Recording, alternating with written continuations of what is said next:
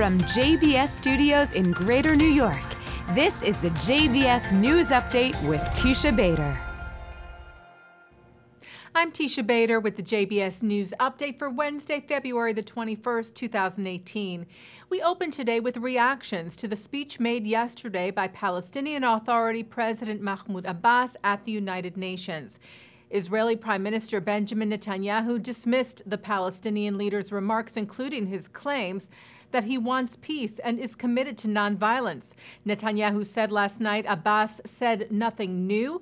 He continues to run away from peace and pay terrorists and their families $347 million, referring there to the sum calculated by Israel's defense ministry as the amount the PA has paid out the families of Palestinians who have carried out terror attacks against Israelis in 2017. CEO of the American Jewish Committee, David Harris, condemned Abbas on that point as well and said the PA leader was once again rewriting history, referring to Abbas saying the Palestinians descend from, quote, Canaanites who lived on the land of Palestine 5,000 years ago. Harris said that was a, quote, off-the-wall attempt to delegitimize Zionism. Meanwhile, the Jerusalem Post cites White House spokesman Josh Raffel saying that the U.S. negotiating team who was present for the Abbas speech, Jared Kushner and Jason Greenblatt, were, quote, finalizing the U.S. peace plan. While Abbas has rejected the U.S. as a peace mediator and yesterday called again for an international peace conference, Raffel said, we have expressed our absolute readiness to reach an historic peace agreement. But he added, no country alone can solve a regional or international conflict without the participation of other international partners. The IDF today revealed that its military intelligence unit successfully foiled a terror attack last year that was targeting an Australian airline. Ynet cites an IDF statement that its cyber warfare unit 8200 provided exclusive intelligence that led to the thwarting of an airliner bombing by the Islamic State at the end of 2017. Further saying cooperation with the Israeli intelligence community led to the arrest of 2 suspects, preventing a major disaster on an Etihad Airways flight in July of last year. The IDF further said this demonstrates that their cyber warfare unit is a player in the intelligence war against the Islamic State. Israel has signed a major gas deal with Egypt. Delek, the Israeli oil and natural gas explorations group, announced 2 agreements signed this week to sell natural gas to the private Egyptian company Delphinus Holdings.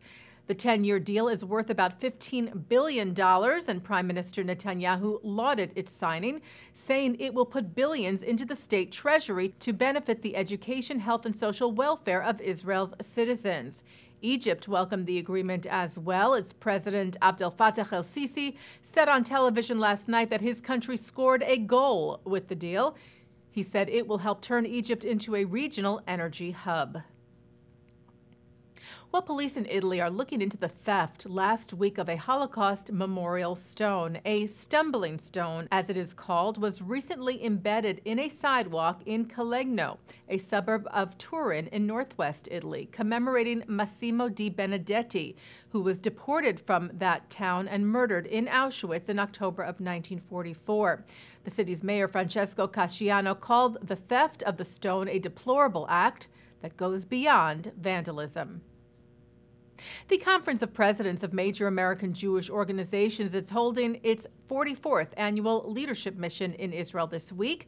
Members today received a security briefing from the IDF about the situation in Israel's north.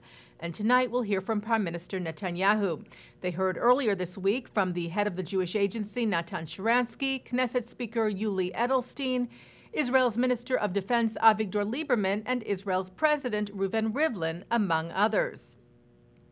Attendees also heard this week from the family of Avera Mengistu, who is being held by terror group Hamas in Gaza, and the family of slain IDF soldier Hadar Golden, whose remains are also being held by Hamas, as well as those of fellow IDF soldier Oron Shaul.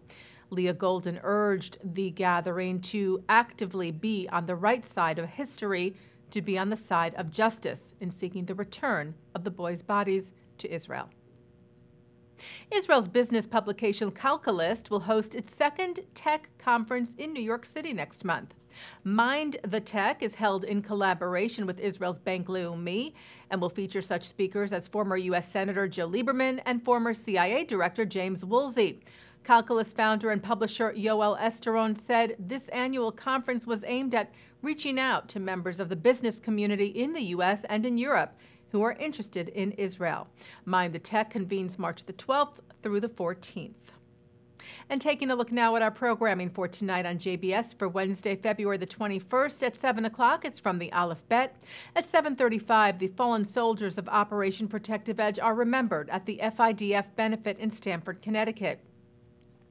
At 8, 2 IDF reservists talk about the grassroots organization called My Truth and their experiences with the moral policies and practices of the IDF. At 9, Mark Golub sits down with Israeli journalist Ben-Dror Yamini about the Israeli-Palestinian conflict, and at 10, the story of the Battle of Ammunition Hill during the Six-Day War.